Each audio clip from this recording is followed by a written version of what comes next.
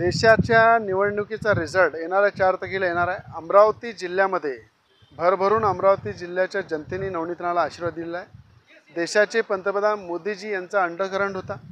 देशाचे पंतप्रधान मोदीजींनी सुद्धा अमरावती जिल्ह्यासाठी केलेला विकास, अमरावतीच्या खासदार म्हणून नवनीत राणांनी केलेला विकास, राज्याचे नेते म्हणून राज्याचे उपमुख्यमंत्री देवेंद्र फडणवीस साहेब यांनी भरभरून अमरावती जिल्ह्याला विकासासाठी दिलेले पैसे आणि देशाचे गृहमंत्री अमित शाहजी यांची जी सभा झाली, देवेंद्र फडणवीसांची सभा झाली, बावनकुळे प्रदेश अध्यक्ष यांची सभा झाली, या सगळ्यांच्या माध्यमातून ज्या पद्धतीनं मोदीजींचा अंडरकरंट ज्या ताकदीनं अमरावती जिल्ह्यामध्ये चालला, अमरावती जिल्ह्यामध्ये केलेली नवनीत राणांची कामं यांची पावतीसुद्धा अमरावतीची जनता देणार आहे।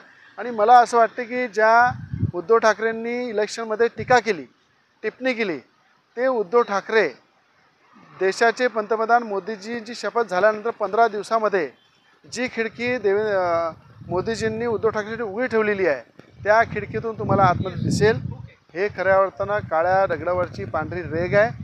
अनेक विरोधकांनी सुद्धा, महाविकास आघाडीच्या सुद्धा नेत्यांनी, कार्यकर्त्यांनी नवनीत राणाचं काम केलं की अमरावती जिल्ह्यामध्ये नवनीत राणासुद्धा शिवाय पर्याय नाही हे विरोधकांना सुद्धा माहीत होतं। म्हणून 2 लाखापेक्षा जास्त लीडनी नवनीत राणा या ठिकाणी निवडून येणार आहे आणि या ठिकाणी नवनीत राणांचा विजय हा निश्चित आहे। जेव्हा निवडणुकीचं मतदान झालं तेव्हाच मी सांगितलं आणि पूर्ण ताकदीनं सगळ्या बहुजनांनी ताकदीनं साथ दिलेला आहे आणि येणाऱ्या 4 तारखेला तुम्हाला रिझल्ट माहीत पडेल।